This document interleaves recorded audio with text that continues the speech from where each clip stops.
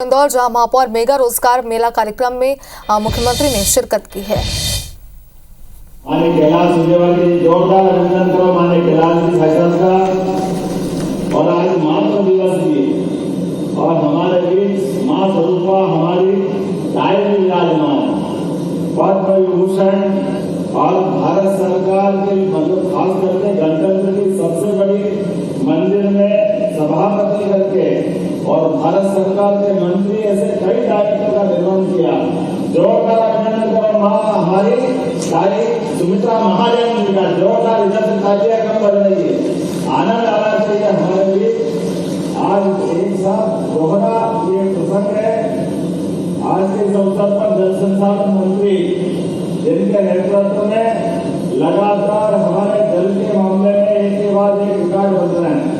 कल हमारा मध्य प्रदेश सरकार के माध्यम से तीसरे राज्य महाराष्ट्र के साथ ताप्ती मैया को और मध्य प्रदेश सरकार के साथ महाराष्ट्र सरकार को जोड़ करके नदी जोड़ो अभियान का बड़े प्रोजेक्ट का जोरदार अभिनंदन करें। इस माध्यम से ये मध्य प्रदेश सरकार का बड़ा प्रोजेक्ट एकमात्र राज्य मध्य प्रदेश है जो अपने राष्ट्रीय परिदृश्य में आमतौर पर राज्य सरकारें पड़ोस की राज्य सरकार के साथ उनके संबंधों में खटास आती है।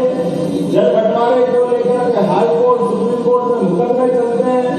एक बात का संतोष है, हमने एक एक करके सभी राज्य सरकारों के साथ या उत्तर प्रदेश केंद्र नदी जोड़ो अभियान या पार्वती कालीसिंध चंबल जिसके माध्यम से राजस्थान और अब ताप्ती नदी जोड़ो अभियान के अंतर्गत हमने महाराष्ट्र के साथ कल एमओयू किया।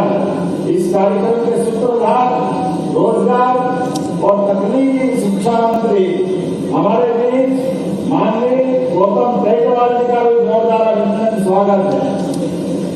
गौतम जी हमारे बीच सहारनपुर से आते हैं और सहारनपुर बाल बहादुर की शहादत स्थल भी बाबर के बाद अजवर का मुगल संग्राम हमने सबने देखा। रानी रूपमती और बाल बहादुर के मजमरे सहारनपुर में बने हैं।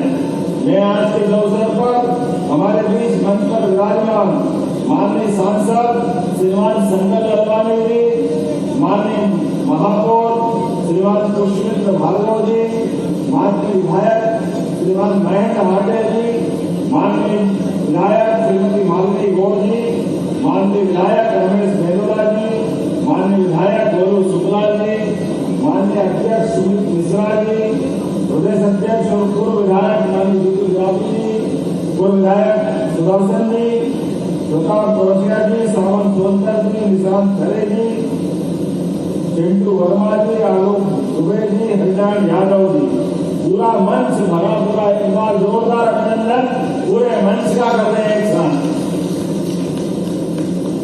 जिला स्तरीय रोजगार मेला हमारी सरकार के बनने के बाद लगातार हमने अपने राज्य के अंदर सभी प्रकार के विभागों को जोड़ते हुए एक एक करके संभाग स्तर पे संभागों के साथ उसके बाद अगले क्रम में जिला स्तर पे भी व्यक्ति को जीवन में अपने परिवार के लिए, समाज के लिए, अपने स्वाभिमान के लिए सरकारी नौकरियां कितनी होगी, जितनी होगी उसका परसेंटेज आबादी की तुलना में बहुत थोड़ा होता है।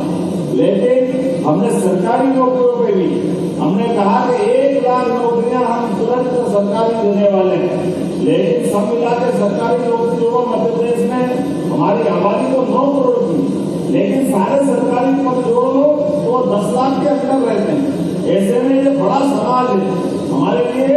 स्वावलंबी समाज, स्वावलंबी प्रदेश, इस नाते से हर एक क्षेत्र के लिए जिस भी क्षेत्र में जाना चाहे अलग अलग क्षेत्रों को मिलाकर हमने संभाग में पहले हमारी संभागी रीजनल इंडस्ट्री कॉन्क्लेव की और एक एक करके 8 ऐसी इंडस्ट्री कॉन्क्लेव जिनके माध्यम से उज्जैन, जबलपुर, ग्वालियर, रीवा, सागर, नर्मदापुरम एक एक करके शहडोल हमने। इसके बाद यशस्वी प्रधानमंत्री श्रीमान नरेंद्र मोदी जी का जोरदार अभिनंदन करो, दोनों हाथ ऊपर करके जोरदार ताली बजा हमारे लिए। दुनिया देख रही है भारत की तरफ यहाँ यशस्वी प्रधानमंत्री अपने सरकार के माध्यम से जनता के जीवन के हितों का भी ध्यान रखते हैं, लेकिन अगर दुश्मन नापाक इरादे रखे तो समय के पहले आज से जब माननीय प्रधानमंत्री जी की सरकार बनी, राफेल विमान खरीदे तो कई सारे लोग कह रहे राफेल विमान इतने पैसे काहे के लिए लगा रहे हैं। अरे भाई, पैसे को क्या करोगे जब हमारे देश की सीमाओं पर दुश्मन खड़ा हो। तो हमने देखा राफेल विमान के माध्यम से सारे आदमी के हड्डे जोरदार अभिनंदन करो हमारी सेना का। सारे हिसाब सालों पुराने चुनका अगर किसी ने किए माननीय प्रधानमंत्री के नेतृत्व में इतनी आधुनिक टेक्नोलॉजी का लाभ लेते हुए हमारी सीमाओं के अंदर सेना रुकी हुई है, लेकिन सेना के साथ उनको ग्रीन हैंड देते हुए जिस प्रकार से एक के बाद एक पाकिस्तान की हालत खराब करने का काम किया, ये बदलते दौर में नई टेक्नोलॉजी का भी लाभ है और बदलते दौर का भारत भी। दुनिया आश्चर्य से लेकर रही भारत की तरफ। क्या कोई भारत है जहाँ भारत के सैनिकों के सिर काटकर लोग ले जाते थे और हम बाहर से खड़े और देखते थे क्या करें, कुछ कर नहीं पाते थे। लेकिन अब दुश्मन कभी कल्पना नहीं करें, अपने बोलने के पहले त्वरित गति से निर्णय लेते हुए एक के बाद एक और भारत को महफूज रखते हुए अपना एक तरह से आयरन डोम बना करके जिस प्रकार से माननीय प्रधानमंत्री जी ने भारत की क्षमता योग्यता सेना के साथ दिखाने के साथ भारत का मान बढ़ाया, सम्मान बढ़ाया। जोरदार हमारी सारी सेना के लिए अभिनंदन और पूरे देश का वंदन अभिनंदन। पूरा देश एकजुटता के साथ आज इस संकट की घड़ी में इकट्ठा है। मध्यप्रदेश सरकार ने भी सारे प्रबंधन चाक चौबंद करते हुए सारी व्यवस्था के साथ, लेकिन हमको मालूम है हमारे लिए यशस्वी प्रधानमंत्री के नेतृत्व में मध्यप्रदेश सरकार भी कदम से कदम मिला करके जो इशारा मिलेगा हमारे इस देश का युवा, इशारा मिलेगा हमारे इस देश का युवा और सरकार के साथ समाज सब कुछ करने के लिए तैयार रहेगा। ऐसा बोलो भारत माता की। एक एक व्यक्ति इस संकल्प के साथ कि हमारे लिए परमात्मा की दया है, इस भारत के अंदर अगर अनुकूलता है तो अनुकूलता की बड़ी शक्ति हमारी एकता है, हमारी अपनी भारत की सनातन संस्कृति है, हमारी अच्छाई है। हमारा देश कभी किसी को छेड़ता नहीं है। जब इसको प्रधानमंत्री ने कहा है कि हम छेड़ते नहीं है, लेकिन अगर हमको कोई छेड़ेगा तो छोड़ते भी नहीं है। ये बदलते दौर का हालत है। आज के अवसर पर जब रोजगार के मेले की बात आ रही तो मुझे जो बताया गया, यहाँ लक्ष्य रखा था महापौर जी ने और हमारे यहाँ के मंत्री ने माननीय गौतम बेटवाल जी, आपने कहा कि हमारे पास लगभग 20,000 तो रजिस्ट्रेशन हुए, उसके बाद भी लोगों अभी लाइन में 12,500 लोगों के लिए अभी रोजगार के अवसर के यहाँ स्टॉल लगे हैं। 4,372 लोगों ने साक्षात्कार कर लिए। अर्थात जैसा आपने अपनी कल्पना की है उससे ज्यादा समर्थन है। जोरदार अभिनंदन करें अपने आज के पूरे मेले के लिए। अभी मैं जिला प्रशासन से बात कर रहा हूँ और कलेक्टर के माध्यम से जो जानकारी दी गई, मध्य प्रदेश में एकमात्र जिला इंदौर है जिसकी एक पंचायत में कोई पंचायत खाली नहीं है जहां रोजगार के अवसर नहीं मिल रहे हैं। जोरदार अभिनंदन करो। इंदौर जो करता है सबसे अलग करता है। आपने सभी प्रकार के रोजगारों की सूची बनाई और उसमें एक आंकड़ा रखा है कि 5 से 10 लोगों को एक इकाई का रोजगार मिलेगा। उसकी अलग अलग श्रेणियां भी छाटी, एक एक श्रेणी के माध्यम से आपने वो सीरियल बना करके मुझे बताया। सच में बधाई देना चाहूंगा। एक बार जोरदार अभिनंदन करें अपने इस पवित्र उद्देश्य के लिए। हमारे अपने पूरे पंडाल में जब ये मेला खत्म होगा, महापौर जी आपके माध्यम से जिनको रोजगार चाहिए उनको रोजगार, जिनको स्वरोजगार अपना स्वयं का खड़ा करना है, अपने खुद के लिए शासन की योजना का लाभ लेना है, सभी प्रकार के कामों में सरकार मदद करने के लिए तैयार है। आइए आप आगे बढ़ो, आप भी अपने जीवन में खुशहाली लाओ, समाज और प्रदेश के साथ चलो, हम आपका स्वागत करते हैं। एक एक करके प्रत्येक क्षेत्र में जितने भी प्रकार से रोजगार के अवसर है, अभी हमने तो कहा है कि हमारा ये ग्रामीण परिवेश है, कृषि आधारित उद्योगों को लेकर के भी बड़े पैमाने पर जैसे हेवी इंडस्ट्री वाला का स्वागत करते हैं, एमएसएमई का स्वागत करते हैं, लेकिन अब हमने लघु और कुटीर उद्योग के साथ साथ खेती, किसानी, दूध उत्पादन सभी क्षेत्रों के माध्यम से भी जहां जहां रोजगार के अवसर होंगे सरकार सबको मदद करने के लिए तैयार है। रोजगार आधारित उद्योग में तो हमारी सरकार विशेष लाभ दे रही है। आप हमारा कॉटन, कपास यहाँ से निर्यात होता था तमिलनाडु, और तमिलनाडु में धागा बनता, धागे से कपड़ा बनता, कपड़े के बाद रेडीमेड गारमेंट्स निर्यात वो करते थे। अरे खेती यहाँ होती है तो यहाँ क्यों नहीं कपड़े कारखाने बनना चाहिए? हमने योजना बनाई है, हमारे यही का माल हमारी खेती से कारखाने, और कारखाने से रोजगार, और रोजगार से आपकी जिंदगी खुशहाली।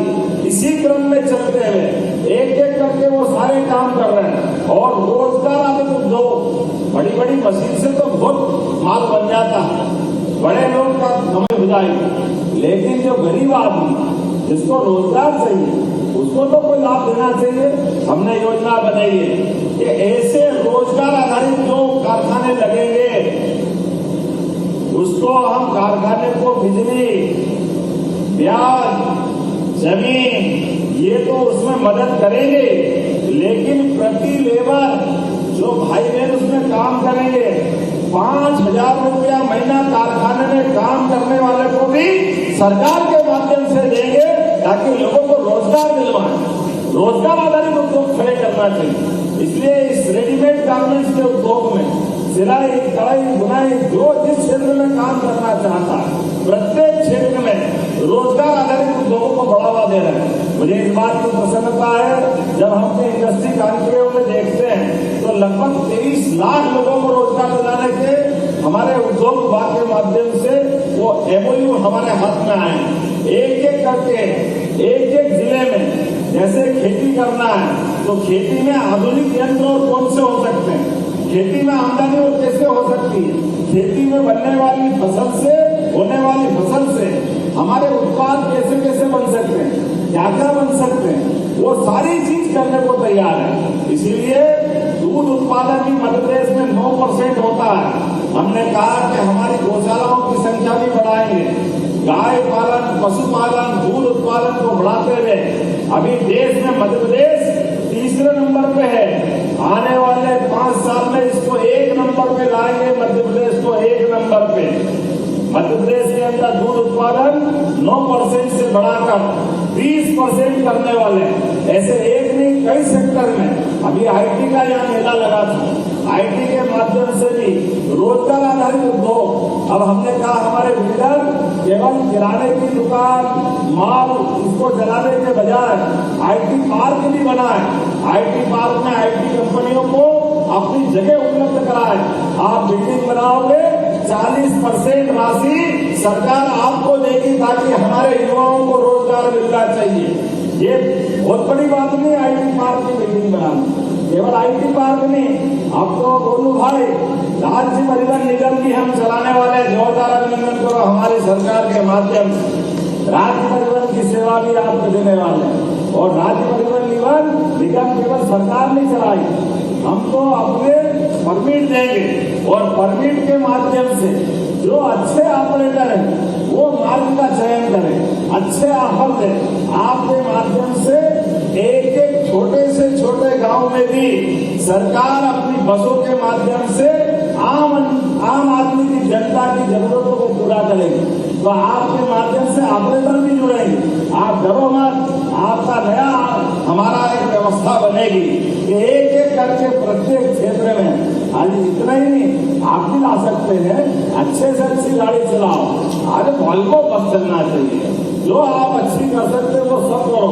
आपको सरकार रियायत भी देगी, मदद भी करेगी, लेकिन जो खड़ी गाड़ी, एक गाड़ी में 52 बैठना चाहिए, 100 भर रहे लोग, जगह ही नहीं मिल रही, जायजा रोक रहा है। हमने कहा ये नहीं चलेगा, जितनी सवारी है उतनी बिठाओ, उसको बाकायदा आधुनिक तकनीक के माध्यम से युक्ति युक्त कारण के आधार पर पूरे देश और प्रदेश में अभी एक नहीं, हमने तो अपने अभी तक तो एम्बुलेंस, बीमार आदमी के लिए एम्बुलेंस हमने सबने 108 लगाओ और आती थी, लेकिन अब बदलते दौर में मध्य प्रदेश बदला है।